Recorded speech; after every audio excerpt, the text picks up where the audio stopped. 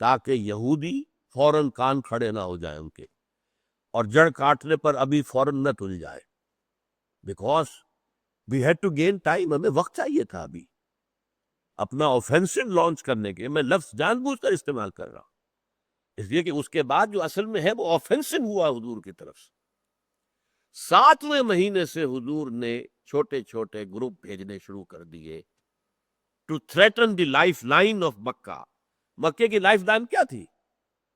وہاں ہوتا کچھ نہیں تھا، نہ کوئی پیدا ہو رہا ہے، نہ کوئی باغ ہے، نہ کوئی کھیت ہے، کچھ بھی نہیں. بوادن غیر ذی زرع. اب ان کا کیا تھا معاش کا؟ ان کے قبیلے، ان کے قافلے جاتے تھے تجارتی. پوری ایسٹ ویسٹ جو تجارت تھی، ایسٹ ویسٹ ٹریڈ، جو بڑی قرآنی دنیا کی ایک بات ہے، اس کا لنک بن گئے یہ قریش. پہلے قوم سبا تھی. اس کا مطلب سمجھ لیجئے کہ فار ایسٹ سے، ہندوستان سے سارا مال تجارت جو ہے وہ یمن کے ساحل پر آ گیا. نہر سویس تو تھی نہیں، کیسے یورپ جائیں؟ یورپ جانے کے لیے تو پھر جو ہے وہ راستہ بھی معلوم نہیں تھا. وہ تو بعد میں 1498 میں وہ جو واسکو ڈی گاما نے راستہ تلاش کیا ہے around the Cape of Good Hope کہ افریقہ کے جنوب سے ہو کر نکل کر یورپ جائیں. نہیں، شکل کیا اختیار کی گئی کہ سارا مال مشرق سے آ کر اتر گیا یمن کی بندرگاہ پر، ادھر یورپ سے سارا مال آ کر شام کے ساحل پر اتر گیا. اب یہ چلتے تھے کیریوانز، وہاں سے وہ مال اٹھایا ادھر لے آئے، یہاں سے مال اٹھایا وہاں لے گئے. تو they became the link in the east west trade. پہلے قریش سے پہلے یہ قوم سبا تھی، بڑی زبردست قوم تھی. جب ان پر اللہ کا عذاب آیا اس کے بعد یہ قریش کے ہاتھ میں آ گیا. monopoly of that trade, east west trade was in the hands of the قریش. اس کو تھریٹن کیا حضور نے، چھوٹے چھوٹے گروپ بھیجنے شروع کر دیے.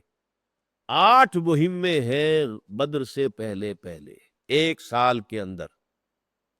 نوٹ کر لیجئے کہ ربیع الاول سن 1 میں ہجرت ہوئی ہے اور غزوہ بدر ہو رہا ہے رمضان سن 2 میں. یہ 1.5 سال کا وقفہ ہے. 1.5 سال میں سے 6 مہینے کو حضور، جیسا کہ میں نے عرض کیا، لیے ہیں مدینے میں اپنی پوزیشن کو مستحکم کرنے کے لیے. 7ویں مہینے سے رمضان سن 1 میں سریہ سیف البحر ہو گیا. شوال میں یعنی اگلے ہی مہینے سریہ رابل ہو گیا. یہ سارا جا رہا ہے ویسٹرن کوسٹ کی طرف، جہاں سے قبیلے نکلتے تھے، قافلے نکلتے تھے. ذی قعدہ میں ہوگا سریہ خران. اس کے علاوہ 4 غزوات ہیں. ایک سریہ بعد میں ابھی آئے گا. سرایہ ان کو کہتے ہیں جس میں حضور شامل نہیں ہوتے تھے، آپ بھیج دیتے تھے گروپ، آپ خود نہیں ہوتے تھے. اور غزوہ اس کو کہتے ہیں جس میں آپ بھی شریک ہوتے تھے. 4 سرایہ، 4 غزوات. چنانچہ غزوہ ابواء ہوا ہے صفر سن 2 ہجری میں. غزوہ بوات ہوا ہے ربیع الاول سن 2 میں. غزوہ صفوان ہوا ہے ربیع الاول سن 2 میں. پھر جمادی الاخرى میں، جمادی الاولیٰ جمادی الاخرى میں غزوہ ذی العشیرہ. یہ غزوہ انتہائی اہم تھا.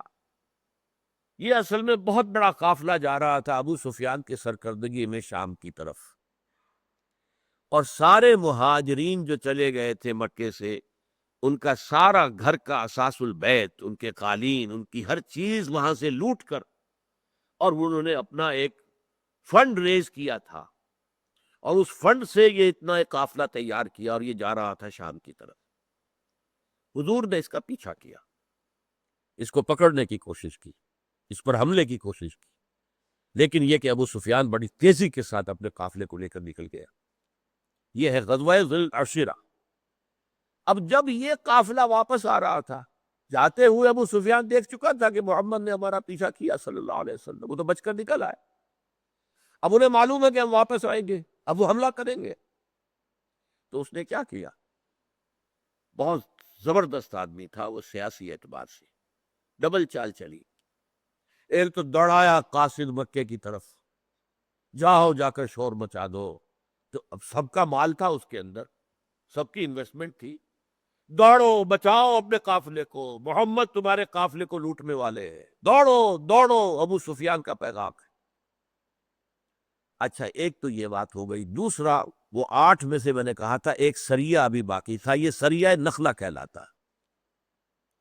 حضور نے 8 افراد کو چنا، عبداللہ ابن جحش رضی اللہ تعالی عنہ کو ان کا امیر بنایا، انہیں ایک خط دے دیا جو کہ مہر لگی ہوئی، انہیں پڑھنے کو نہیں دیا، اجازت نہیں۔ 3 دن کی مسافت پر جب تم پہنچ جاؤ مدینے سے مکے کی طرف، پھر اس کو پڑھنا، کھول کر پڑھنا، اور پھر جو اس میں لکھا ہے اس کے اوپر عمل کرنا۔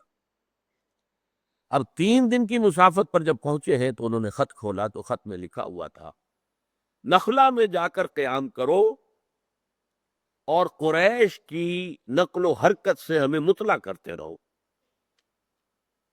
اب یہ اتنا خطرناک کام تھا، مدینے سے 300-350 میل دور، آدمی 8، کہیں کوئی بڑھ بھیڑ ہو گئی تو قیمہ کر دیں یہ قریش۔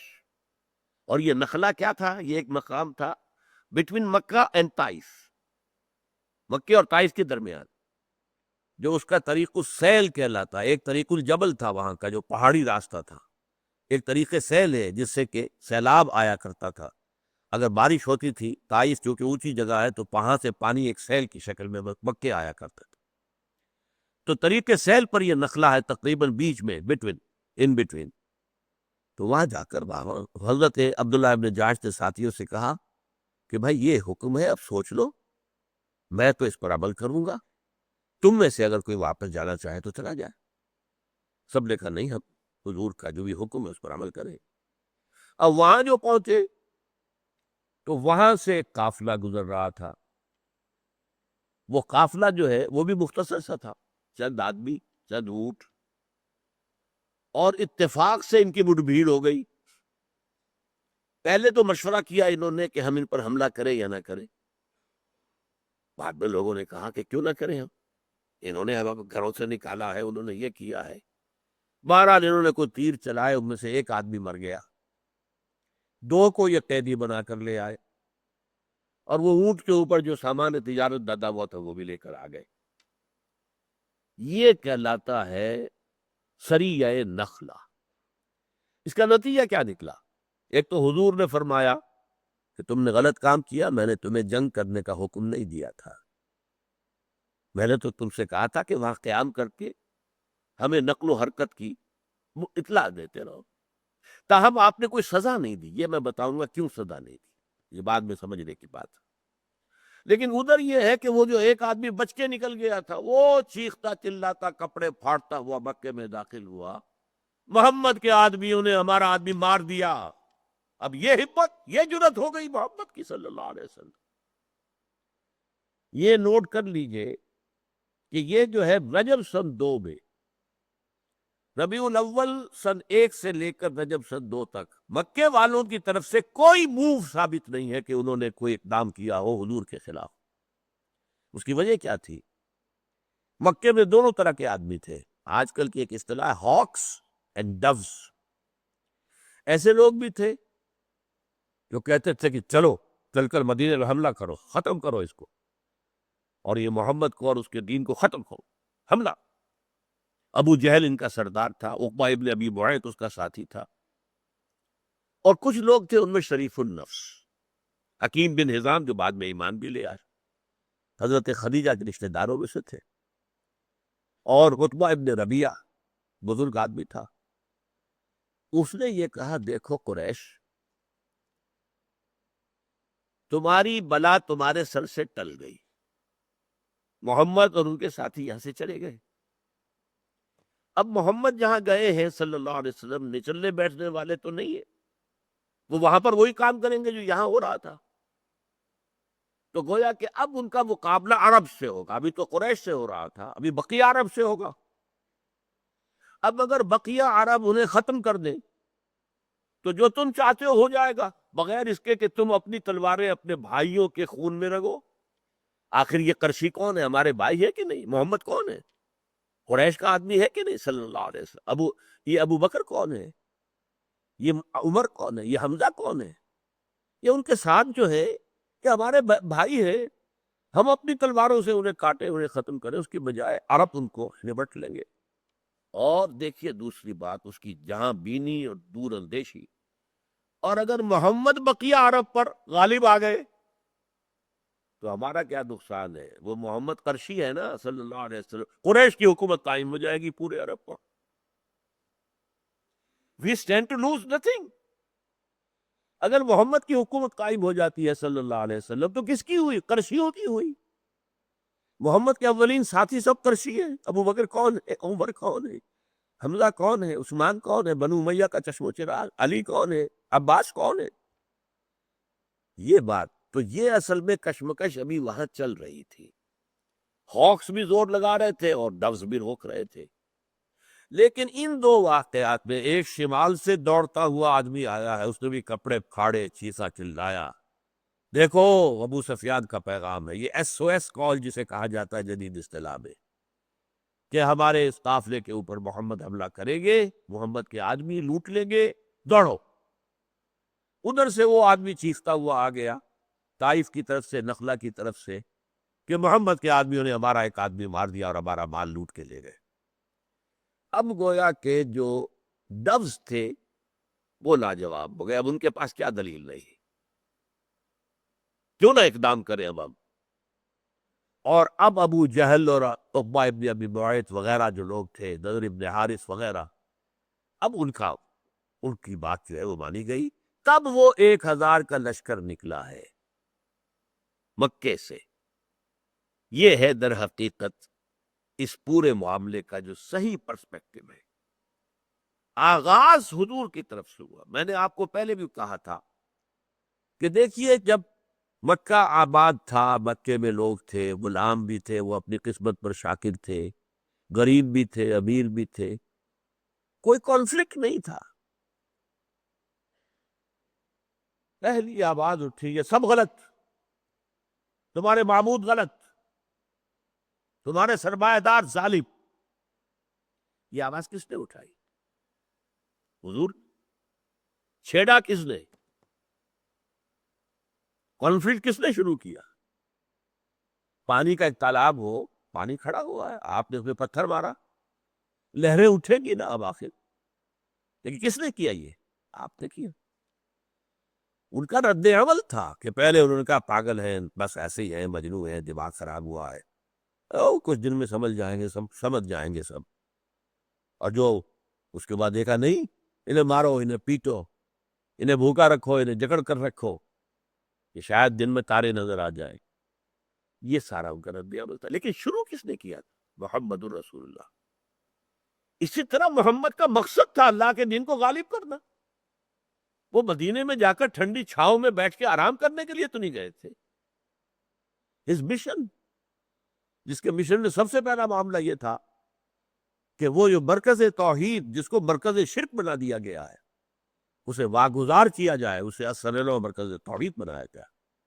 ابراہیم اور اسماعیل نے جس کام کے لیے یہ گھر تعمیر کیا تھا، وہی گھر جو ہے اسی مقصد کے لیے اس کو خاص کیا جائے.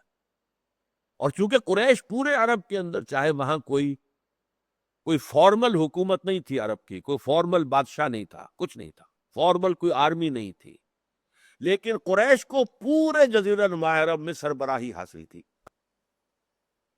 ان کے قافلوں پر کوئی حملہ نہیں کر سکتا تھا، کسی اور کا قافلہ بچ کر نہیں نکل سکتا تھا.